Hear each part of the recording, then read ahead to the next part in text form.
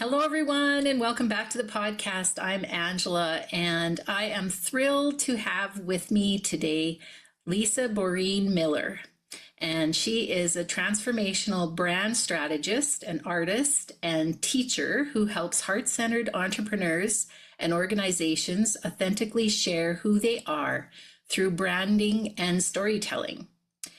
And she's internationally exhibited with an MFA in visual art and a focus in the physicality of language. She brings a holistic approach to communication enhanced by years of experience as a yoga and meditation teacher. She has a wealth of experience in business and community leadership, including running a wellness center for 8 years and leading grief circles and yoga for bereaved mothers.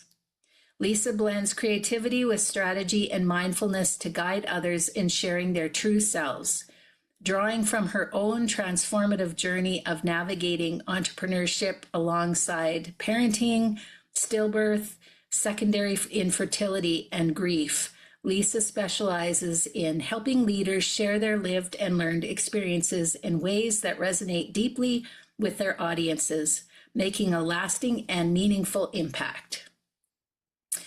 So, thank you very much for being here today and taking the time to just have this conversation, because I think it's really important. And I'm excited to learn a little bit more about your journey and how you came to use yoga and meditation to help people in grief and to help yourself, I'm sure, as well. Yes, definitely to help myself as well. Well, thank you so much for having me, Angela. I'm really grateful to be here, and I'm grateful for the opportunity to share a little bit about my journey. And I would say, I guess the yoga came in for me. Yoga has actually been a huge part of my life over the last, I would say, almost 25 years. Like I started yoga quite young and always had an interest in it and picked it up kind of here and there. And then as I got older, I always had a really strong interest in spirituality and loved reading kind of personal development books from a young age, which sounds like a funny hobby, but was something I really was interested in. But it wasn't until I met my husband in 2012 that yoga really became a bigger part of my path. And at the time, I'd also been studying A Course in Miracles, which had been really transformational in my life and really opened me up to meet my husband at the time. And I was very much on a spiritual path. So I had finished my master's degree and was working at an art center. And then I met my husband and we realized we both had this entrepreneurial dream of being able to build something together.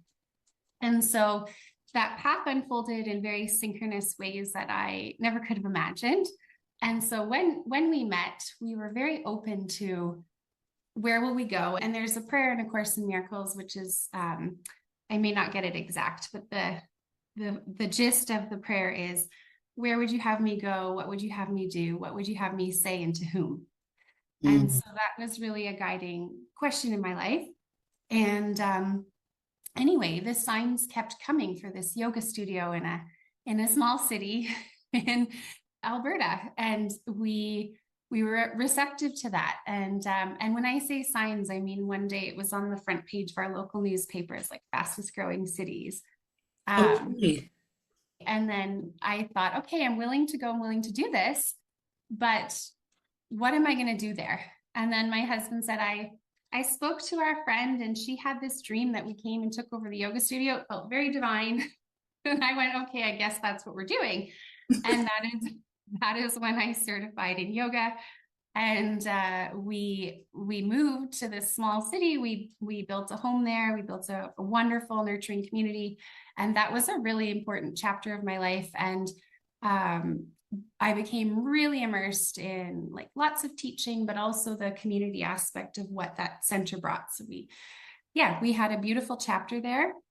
And then that chapter came to close. And part of that was because we spent a long time there and it was a difficult chapter. So though it was very synchronous, there were many many challenges that came along with it.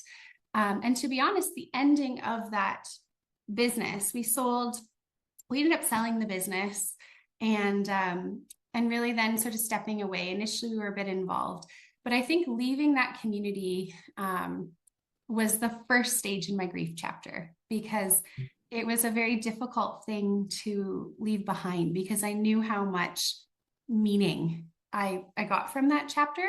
But we also knew it was not the thing we were going to do forever, and we were ready to grow our family. And we thought we'll move back to a place where we have a little bit more of a family network to help us through this kind of transition. And so we moved back to Calgary at that time. And I was kind of busy building my career. I'd always done the brand work on the side, and it was something I kind of fell into before I met my husband, because of my creative and language skills. So I kind of fell into that and had always done it alongside everything else, and loved the process of building the brand that we had. But when we came to Calgary and I was pregnant with my second daughter, we had a toddler at the time. Well, I guess she was 4, so just kind of coming out of those toddler years. I ended up having like a very typical pregnancy, and then woke one morning to just feeling really uncomfortable. And that was at about 6 months in my pregnancy. And what resulted from that was just a really horrendous series of events. So basically, I ended up having a placental abruption. And so my placenta just unexpectedly, and nobody knows why, just sort of separated. But what was unique in my case was that it was concealed. And so I was hemorrhaging internally for a long time before anybody really realized what had happened. And so by the time I got to the hospital and learned that we had then lost our daughter, which was the most difficult news to receive. But what also had happened was that I was severely hemorrhaging. So at that point, I'd lost, I ended up losing a total of about 5 liters of blood. So we don't actually have much more than that. But because again, my abruption was concealed, it got much worse before they realized how severe it was. And so it wound up taking about 5 hours to stop that bleed and do transfusions, and ultimately just save my life, really. And so the message that I got at that time was interesting, because before I realized we lost my daughter, I knew I was sick and I knew things were risky. But I had this really clear, intuitive message that was, there's lots of women that go through this. And so that was something that, as I was recovering, really carried me through, because I felt that was really a message from Clara, letting me know that there was community for me and that I wouldn't have to go through it by myself. And so I think, in kind of a long roundabout answer, I've come back to your question, which is that's a big part of the reason that I wound up teaching yoga to moms who had been through similar losses, because I found fairly early on that I just needed those women around me to really lean on and to feel less alone, because I think that experience of grief can be so lonely. And we often don't have others in our lives going through similar losses or similar experiences. And it can be so hard for people to relate when we're going through something like that. And so I found that initially I was going to circles, and then I realized how much my own practice would just help me get through a day. But more than that, like that meditative space that I could get into was sometimes the only place I could find a lot of peace, because I found that there was like a timeless space of love that I could feel even through that grief. And that brought me a lot of comfort. And I felt that, if there was anywhere I was going to find Clara, it was there. Mhm. And so that was something that I felt other moms were really longing for. And Right. so when we would come together, I think it was beneficial for a few reasons. One is just the community, just the being together. And then two was starting to feel safe again in the body. And then the third reason was because it created like an openness to feel that space of love. Mm. Yeah, that's really beautiful. And I know what you're saying about that community and how important that is. And I did not realize that in my grief. I've always been very introverted. That's really my natural state. And so when I started the group, it was more, I have this grief certification now and I have this email list and I wonder what I can do to help them. And so I started the group, not really knowing where it would go. But I'm finding the same thing that you found is that I have this community of support.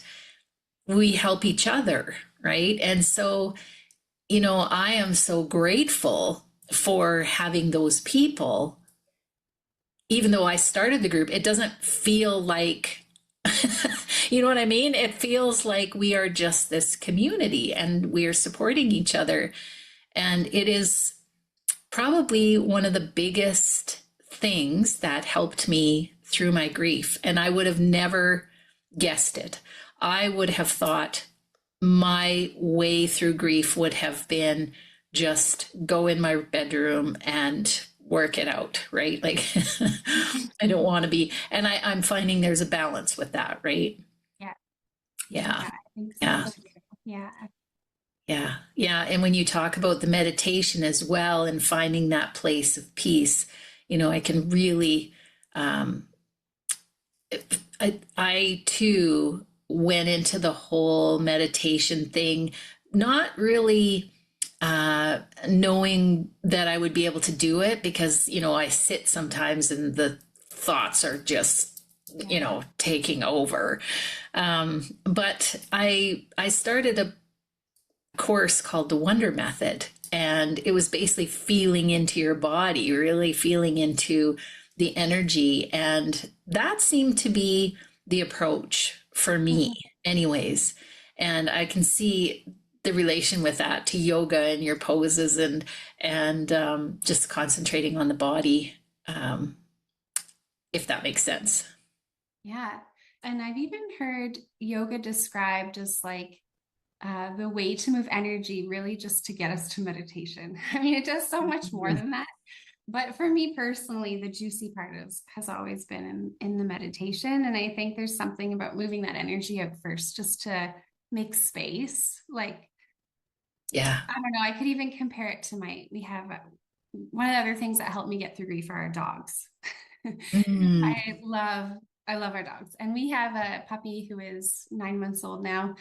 And I watch him sometimes, and like the only way he can fully relax is if he's used up the energy first, right. and then all of a sudden when he rests, he like fully rests. The restlessness is gone. So sometimes we just have to tire ourselves out enough to like move some of that restlessness, and then we can listen, I think, a little bit easier to what's below the surface. Yeah. Yeah. Mhm. I absolutely agree. And my background is in energy healing. And so, Donna Eden energy medicine, just practical exercises of moving the energy, very similar. Yes. Yeah.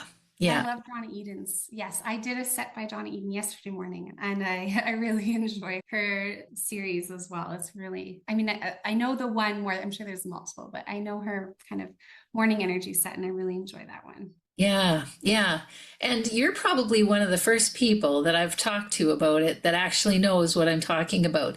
Oh, It's surprising how she's not as well known as I think she should be. mhm. That daily energy routine is what got me through Blaine's illness and through, the grief afterwards, like it helped me regulate, I guess, the nervous system so that I could step into the emotions and lean into them and get the messages and all of that. So Mm-hmm. yeah, it's Yeah. We actually use that set often in my grief class as well. okay. Yeah, sometimes we would start with it as a warm up, and because it's gentle and it gets you moving without thinking or anything complicated. And I think sometimes when we're grieving, it's just these sort of simple things that we can do that become a bit of a routine that can Mhm. really help us get out of bed in the morning and start the day and just reframe things so we have a bit of a positive mindset to face another day, because sometimes that can be the really hard part. Yeah, Mhm. absolutely. Yeah. And, sometimes I think because it is so simple, people think that it won't work or how could this possibly help? But it is profound what that has done for me and a lot of other people. I know Yeah, that. Yeah. I think so too. And I think that grief is interesting in that way where it really is often the simple things that just help us often the most. Because I remember for myself, it might be like the routine of going for a walk every day with the dogs. Um, maybe it's the routine of reading something in the morning, each morning, just something uplifting, or the school pickup for my daughter, like anything that could keep the days feeling fairly normal was really beneficial to me, because the times in between can feel very long. But if you know that you have these little anchor points in the day that just help you kind of get back to what feels like your normal, I think that can be a really healing thing. Yeah. Yeah. So, what advice would you have to someone who's in those early stages of grief and really just feeling like, maybe they'll never step out of it? Well, I think for me personally, I remember that grief felt very much like an abyss. And when you're in it, I think it tends to be all we can see. And I think that's okay, because it is a season that does shift and move. And I remember feeling this conflict at the time between wanting it to be over, but also feeling that that was my connection to my daughter in a way, Right. and I didn't want those feelings to go too quickly, because there's something for me that's very sacred about that grief space that puts us very in touch with spirit in a way that few other things do. um, and I think that when we're kind of in that grief envelope, there's something that really holds us with love. And I remember feeling in those early days like people would say, okay, we're praying for you. And I really felt, and maybe it was Clara and maybe it was our community, but I really felt that there was this like envelope around us in those really early moments that helped me feel a bit buffered from Mm. how difficult things were. And I remember just sitting on the step and watching the ice melt and watching the light change on the ice and feeling like it's these small things, these small, beautiful, everyday things that we take for granted, that now suddenly this is where I find a moment of peace.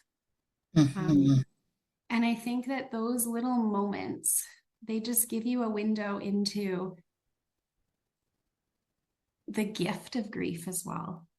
Because as hard as that loss is, there will come a time um, where you will see life differently. And that gift always, I think, comes from grief. No matter how you move through it, it's always a big loss is always going to change how you look at life. And so I think that like those little windows of beauty for me were a little a little window into the way that I would start looking at things differently in the future, or how priorities change. And it doesn't necessarily mean that it will be easier, but I think it does in time. I think it does start to feel lighter. Mhm. And I think that for me, what I see with people now later on after grief is that the way we find meaning changes. And maybe not for everybody. Maybe there are people who are doing a lot of similar work beforehand. But the work that I really do with people now is, and it's sometimes after grief, but it may be after another kind of trauma or another period of growth. But it becomes, how do I find meaning now? Because who I am is different. And so I think part of that grief process for people is also grieving who they were before.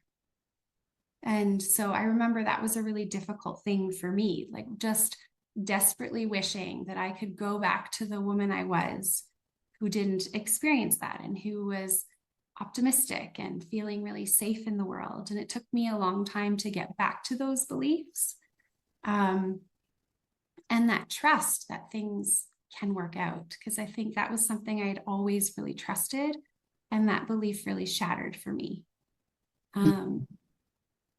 And so it was a long journey. And I think most people have to just simply go through those really difficult emotions.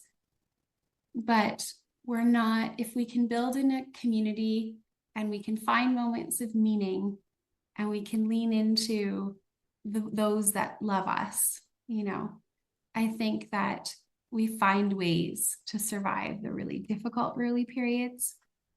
And then later, that's where I find that people now do a lot of healing through service.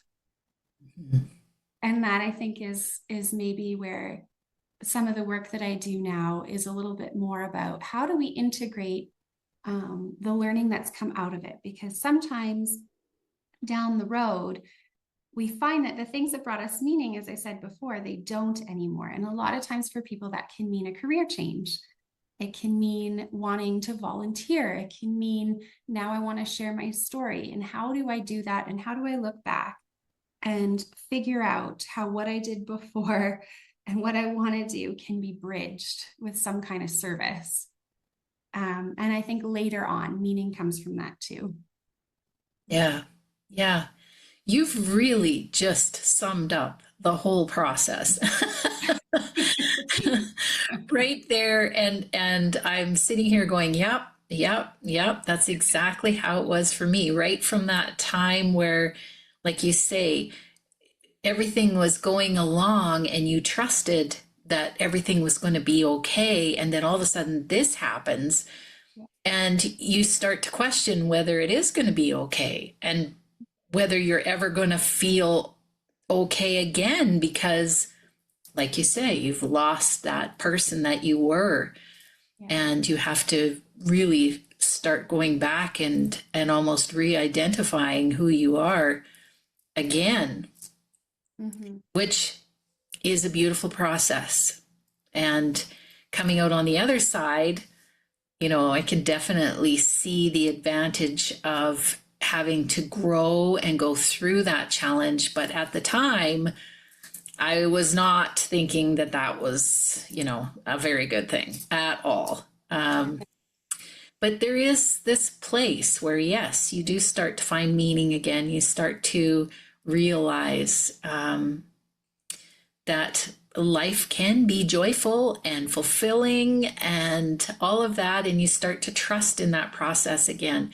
And I think that's what's really important, is realizing that. Yeah. I think so too. And I think that a lot of that is letting go of the expectations that we had of life before.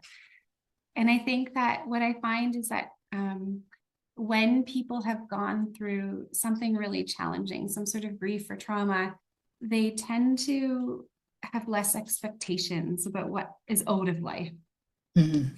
And I think that, like, sometimes if I meet people who and I recognize my younger self in this. We can, as a society, have expectations that life will unfold this way.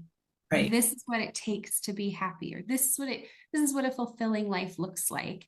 And we have these expectations, and it might be things like, I have these two children, or I have these kids spaced this far apart, or I have this kind of job and I earn this much money and I have this kind of house, or I have this partner that stays with me for my whole life.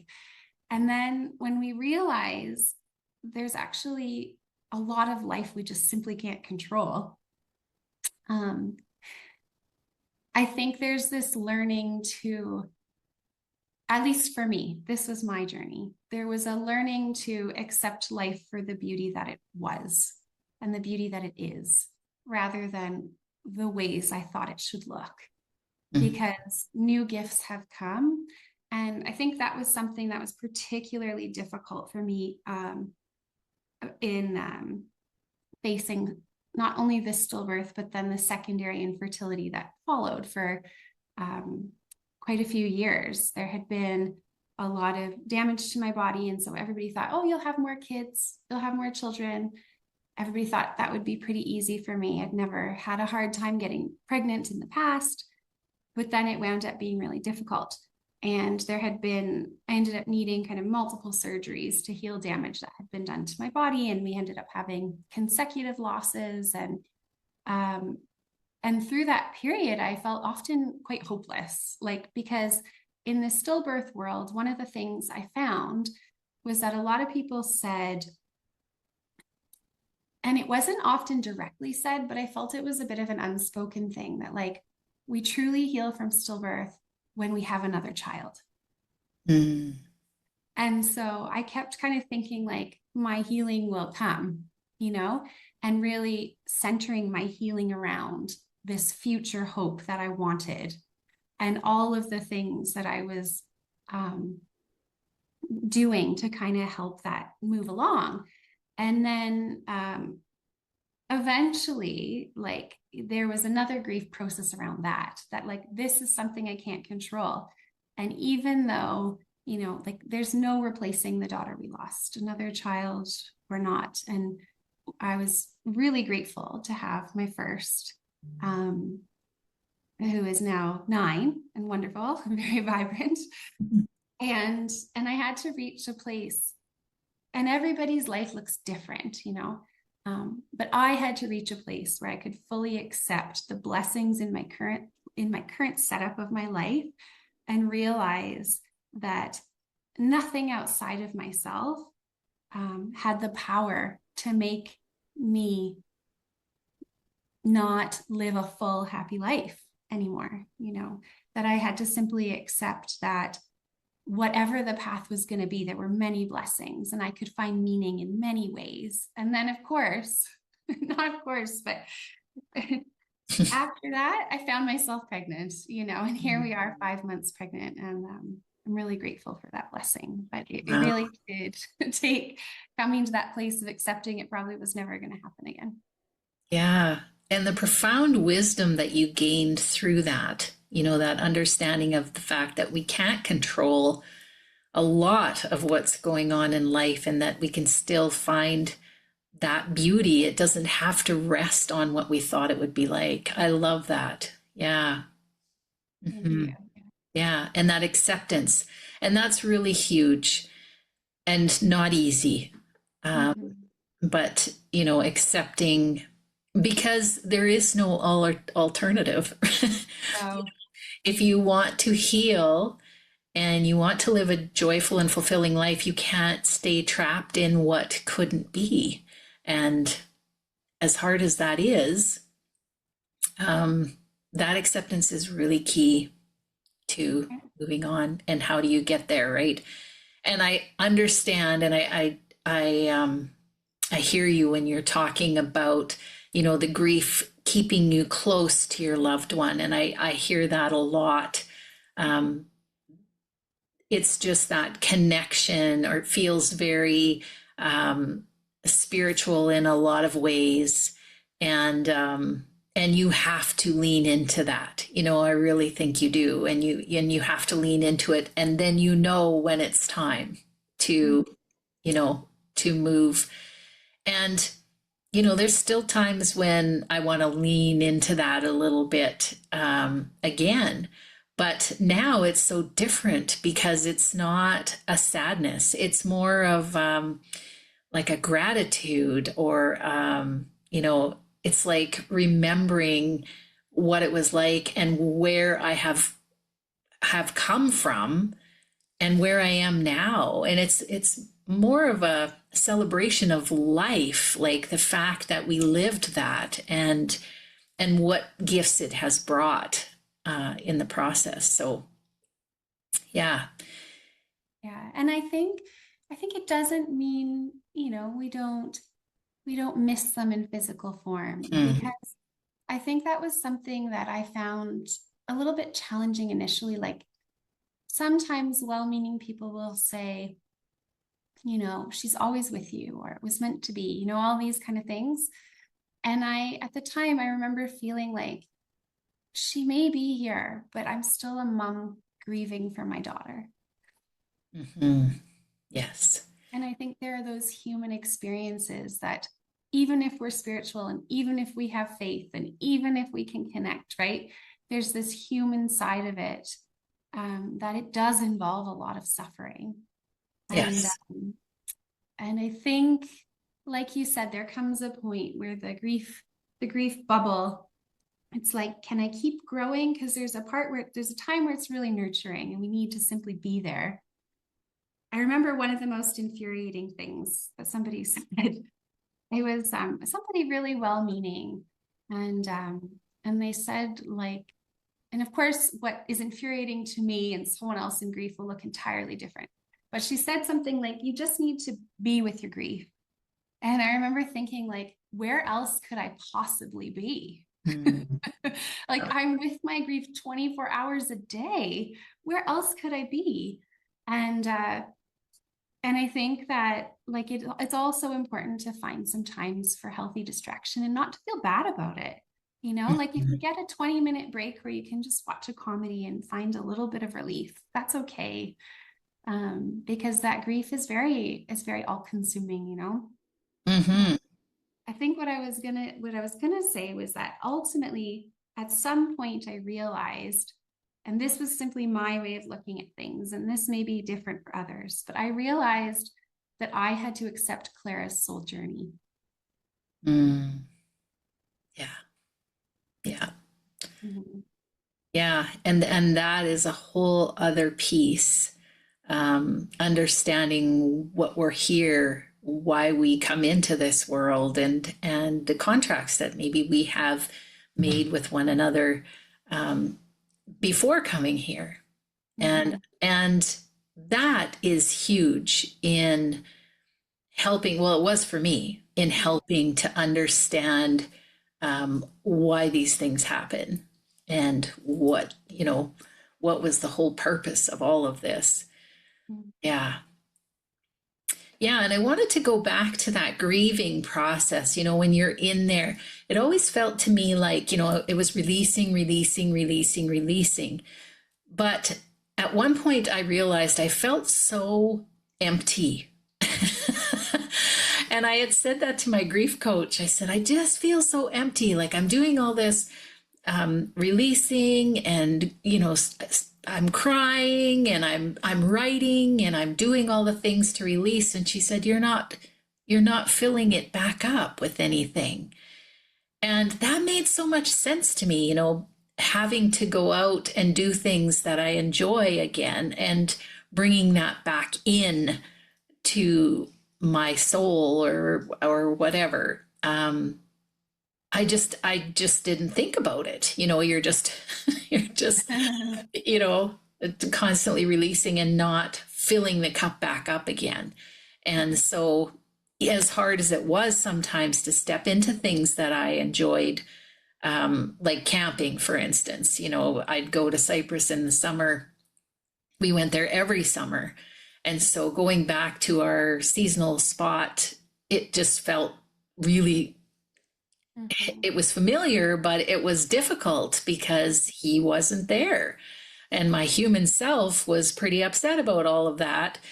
Um, but yet over time, I just gradually moved myself out there a couple of days or maybe, for a night, and reintroduced my mind, my nervous system back into this situation without Blaine.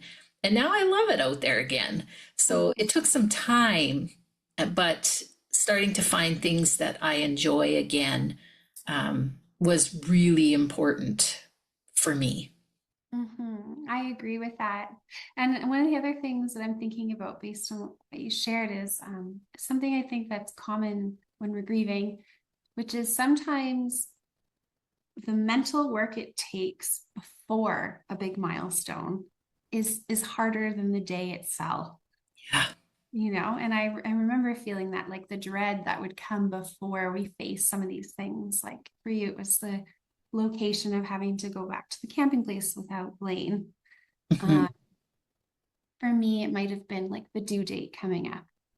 And so there's like the grief that kind of builds as you have to face this thing alone or without the one you want to be there with, right? Mm-hmm. But then sometimes when you're in it, there's a closeness that comes back again, right? Like, or it's just you realize, oh, I got through that better than I thought. Mm-hmm. And Yeah. I think that anticipation can be one of the hardest things. And then sometimes the guilt of feeling like, well, or even the inner conflict maybe is a better way of describing it, of feeling the happiness, because sometimes when you have these moments and you forget and you're just in the happiness, because I think we all have those moments of happiness in grief in some way, because we can't stay in that. We get these little windows where it feels a little lighter just to help us get through, because I think the grief can also make the joy bigger. Like when we Right. feel that intense grief, then maybe we feel joy a little bit more intensely now too. And I think that is one of the things that comes out of a big loss, is like the appreciation and the gratitude for what is there now can be Mm-hmm. a little more intense after a loss. Yeah, for sure. I remember, well, last year, um, Blaine's death anniversary is the 26th of October and his birthday is the 27th. And so those two dates together can be, the approach of them is a little bit sad, or, I'm aware. and and my body is aware, of that. And we were in Hawaii. I was in Hawaii with my mom and dad, and on the day of his death anniversary, we had got a motel room, and for me, there's a long story behind it, but anyways, I had this hotel room and they ended up upgrading me to the penthouse on the top floor. And I'd never been to a room like that. It was spectacular. And I remember just being so grateful and so happy and really feeling like this was all set up by him. And just feeling the joy and knowing that he wants me to feel that joy, and that, he really was behind all of that. It was just like something I had never felt before. And I think that's, partly due to, we can feel the depths of sorrow, but we can also feel that joy. And I would say before Blaine passed, I was probably running the mediocre line. It was like, yeah, I felt joy and sadness and all of that, but not on the scale or level that I do now, for sure. Mm-hmm. Mm-hmm. Yeah. What a beautiful gift to have for his birthday. I love that story. Yeah. Yeah. Yeah. There's always something special happens on that particular day. And I've just opened myself up now to the fact that something magical is going to happen at that time. And I think my approach to it is different. It's not like, oh, here we go. It's like, Yeah. ooh, I wonder what's going to happen. That's nice. Yeah, Yeah. exactly. Yeah. Yeah. Yeah, well, this has been absolutely delightful. I have really enjoyed this, and you have shared so much wisdom. Tell people, how they can get a hold of you and what you can, about your services, the things that you do. Yeah. Sure. Um, so I will say that I've taken a little pause from teaching the grief yoga at the moment. Right. And that's mostly just because I'm in this pregnancy space now. And I know Right. it's not an easy, mm, it's not an easy thing to go to a loss class if you've lost a babe and then have a pregnant mama teaching. So Right. I've paused that, but there are lots of ways that people can still connect with me. And so, in terms of the storytelling, like one of the things I'm really passionate about and offer is really helping people share if they're stepping into a new calling, if they're feeling that restlessness about this is what I did before, and I have this sense that this is somewhere new I want to go. Helping to tell that story is something that I really love to do. And I think that sometimes after grief, our self-esteem can take a bit of a hit. I know mine definitely did. And it took a long time to sort of rebuild my confidence. And so I find that working with people and hearing their story and helping them find the language and the visuals to kind of share that period of growth and create that bridge, like I said, of the former world to the new reality and the new gifts that really want to come out. Um, that's something that I love to do. And people can find me online at lisaborinmiller.com. That is my website. My brand development site is called Wonderspace Creative. So it's wonderspacecreative.com. And that's really where I share kind of work that I do for like businesses and companies or solopreneurs. And on my website, there's a little more space for the personal things I do, like the speaking or the art. Yeah, and then there's one other resource I guess I could share about, which is a fun quiz. And that is sort of like what is the quiz is about what is your brand magic? And that came out of, in many ways, my own loss, because one of the things I find is that we may have a skill and we may spend our life using that skill. And we kind of can sometimes forget that what we do is different than the why we do it. And so I kind of surprised myself with this quiz because what I always assumed I would be the creator, because that's what I've spent my life doing. I create Right. things. But I realized I've done the quiz a couple of times. It's very short. It's like 2 minutes. But after doing it, I surprised myself and I got the healer. And I thought, like, this makes so much sense. Like, this is why I do the brand work. This is why I help people share their stories. This is why I had the wellness center, because the creativity for me is is really like a healing output. It's part of that transformative process that I love. So if anyone is curious about exploring what is that meaning and they don't know where to start, the quiz is just a fun, free thing to explore on my Wonderspace site. Very cool. That's awesome. And do you have anything to share before we go? Any last advice or something you didn't get to say? I think the last advice I would share would actually be for, I don't know if some of your listeners are people wanting to support others through grief.